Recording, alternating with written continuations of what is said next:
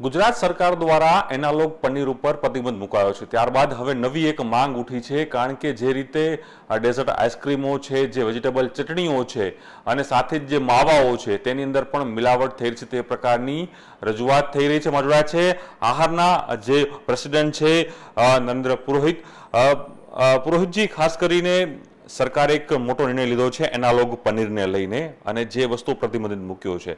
હજુ પણ આપણે સરકારને એક રજૂઆત કરી છે, આપ એક પત્ર લખવા જઈ રહ્યા છો, એ શું પત્ર છે? અને હજી પણ એવી ઘણી વસ્તુઓ છે, માવો છે, આઈસ્ક્રીમ છે, ચટણી છે, જે બધી વસ્તુઓ છે એમાં પણ હજુ મિલાવટ થઈ રહી છે। શું રજૂઆત સરકારને હજુ પણ કરવા જઈ રહ્યા છો? અને આપણે મિટિંગ પણ કરી છે। અમે ગુજરાત સરકારને અભિનંદન પાઠવ્યો હતો રૂબરૂ, અમારી માંગને ગ્રાહ્ય રાખી અને આદરણીય આરોગ્ય મંત્રીશ્રીએ એનાલોગ પનીર પર પ્રતિબંધ લગાવ્યો।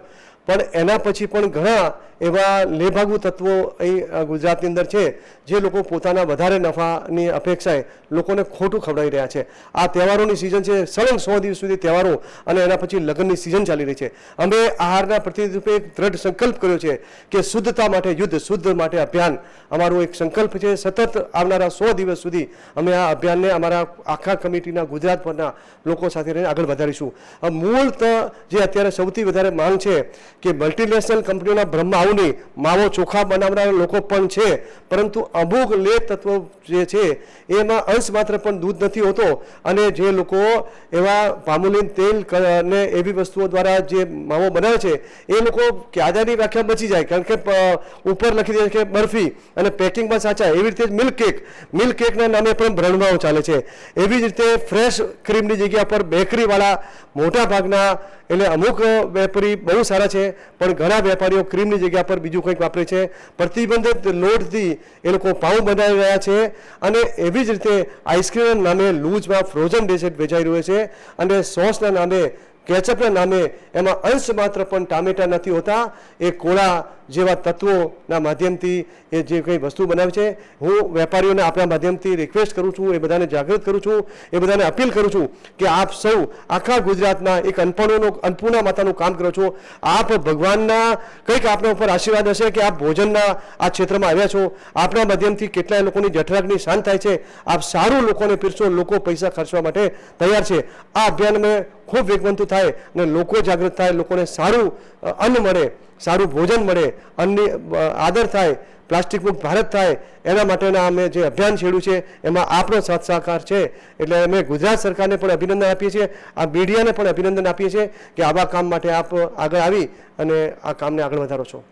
પરંતુ જે રીતે સરકારે એક મોટો નિર્ણય લીધો એનાલોગ પનીરને પ્રતિબંધિત કરીને, તો આપ જે કહી રહ્યા છો, આ માવો છે, જે ડેઝર્ટ આઈસ્ક્રીમો મળી રહ્યા છે, જે બેકરી પ્રોડક્ટમાં પણ જે ક્રીમના નામે અનેક વસ્તુ વેચાઈ રહી છે, ચટણીના નામે પણ અન્ય વસ્તુ વેચાઈ રહી છે, એનું પણ પ્રતિબંધિત થવું જોઈએ ગુજરાતની અંદર, જેના કારણે લોકોના સ્વાસ્થ્ય સાથે સીધી રીતે અસર થાય। એ કઈ રીતની માંગ છે આપ સરકાર સમક્ષ કરવા જઈ રહ્યા છો? જી સર, અમે કાલે બેઠક થઈ હતી, અમારા ગુજરાતભરના મોટાભાગના વેપારીઓ ભેગા થયા હતા, એની અંદર અમે નિર્ણય લીધો।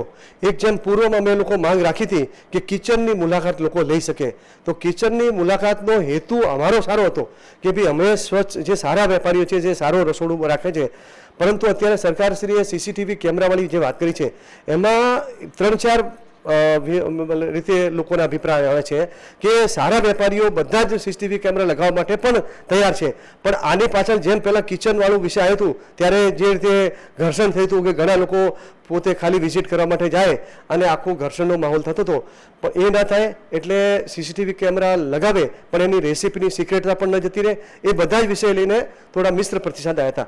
હવે એવી રીતે જે, કારણ કે અત્યારે માવો જે રીતે પનીર એનાલોગ હતો, એવી રીતે એક પેલો પણ પનીર આવે છે જે આપણે મુખ્યતઃ ખાવા યોગ્ય છે, એ ખાવા યોગ્ય પનીર છે તો એના પર પ્રતિબંધ પણ લગાવે। જે એનાલોગ તો પ્રતિબંધિત છે કારણ કે એમાં તો અંશ માત્ર દૂધ કે અખાદ્ય વસ્તુ હતી, પણ જે બીજા ઘટકથી બનનારો જે પનીર, એવી રીતે માવો છે એ બરફીનું નામ વેચાય છે, એ અખાદ્ય નથી, પરંતુ જે વેપારી વેચે એ લખે કે ભાઈ આ પ્યોર દૂધનો માવો છે, અને આ જે છે એ જે છે એની અંદર અમે આ પામોલીન તેલને, સોજીને, સ્કીમ મિલ્ક પાવડર વાપર્યો છે। એ રીતે જે પનીર ચોખ્ખું છે તો આ ટોકું પનીર છે, એની અંદર આ ઘટક છે અને આની અંદર આ ઘટક છે, સિંગ તેલ વાપરીએ છીએ, અમૂલ બટર વાપરીએ છીએ, ફ્રેશ બટર વાપરીએ છીએ, આ ઘઉં વાપરીએ છીએ, જે કંઈ વાપરે એ લખે, કારણ કે પ્રતિબંધ બધા ઉપર લાગે। આ અખાદ્ય હોય તો પ્રતિબંધ જરૂર લગાવવું છે, જેમ પેલી ચટણીઓ છે તો એમાં અખાદ્ય અમુક છે તો એના પર પ્રતિબંધ હોય, અને જે ખાવા યોગ્ય પણ એ વેપારી તકરારી લખે કે ભાઈ અમારે ત્યાં જે સોસ છે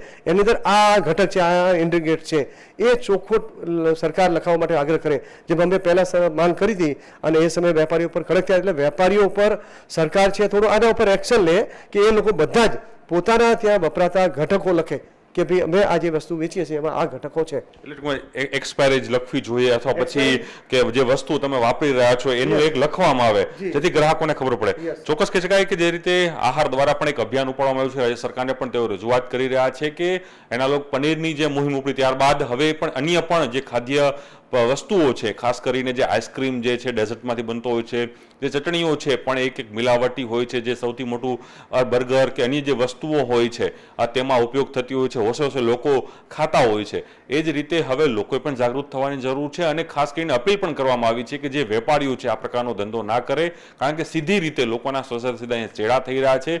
ત્યારે આહાર તરફથી સરકારને પણ એક માંગ કરવામાં આવી છે કે આ પ્રકારના નિયમો હજુ પણ અહીં કડક બનાવવામાં આવે.